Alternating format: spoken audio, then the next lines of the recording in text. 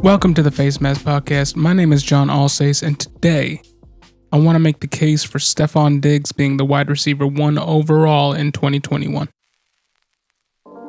So most people are going to come into the 2021 season under the belief that Davante Adams or even Tyreek Hill or even DeAndre Hopkins would be the first wide receiver drafted in fantasy drafts this season. And while you could go with the herd here, I want to give you a few reasons why you should be drafting Stefon Diggs first. In 2020, Stefon Diggs was traded away from the Minnesota Vikings, where he had spent the first 5 years of his career. And in his career up to that point in Minnesota, he'd gone from kind of a gadget player to a great number 2 player to a number 1 wide receiver who was miscast as a wide receiver 2 on a run-first team. Minnesota, in an attempt to both get younger and to avoid having to pay Diggs the big bucks, they traded him to the Bills for a first. And since, he's repaid Sean McDermott and the Buffalo Bills organization by proving all of his doubters wrong.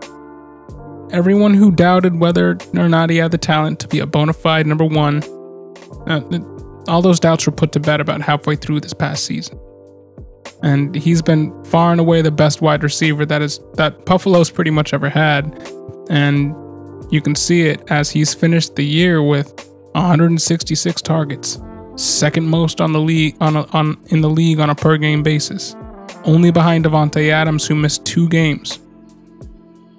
With those 166 targets, he brought in 127 catches for a total of 1,535 yards and 8 TDs. He had a career-high catch percentage this season at 76.5, and he proved for the first time in his career that he's not just the deep threat wide receiver he'd been in Minnesota over the past 5 years in the league. For the first time in his career, he had a top 5 QB this past season, who also happens to be pass-happy, which is a big change for this offense and for this team historically, as the Bills and Josh Allen have played on run-first, run-heavy offenses who live off play action. Josh Allen's explosion this year can be directly tied to the arrival of Stefon Diggs as well. Obviously, he had been playing with Cole Beasley, he had been playing with John Brown, who both put in great seasons in 2019.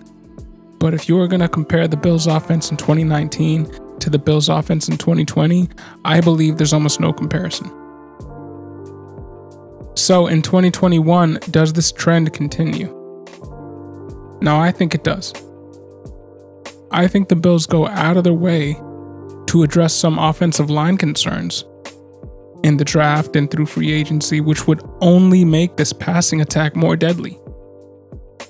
On top of that, the Bills know in order to win in 2021 in the AFC, they're going to have to compete with Pat Mahomes and the Kansas City Chiefs and Andy Reid. And the only way they know how to do that is with an elite wide receiver playing at the top of his game. And that's Stefon Diggs. They're going to look his way early and often in every game, just like they did this past season, and I believe they're going to do so even more so.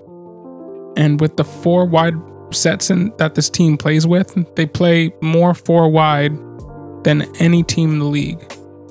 And I know a lot of people have heard in the past that, oh, it's Arizona and Kyler Murray, all this 4 wide stuff, and that's why he's going to just come into the NFL and succeed. But nobody looks at the Bills and sees that they run more 4 wide than even the Arizona Cardinals.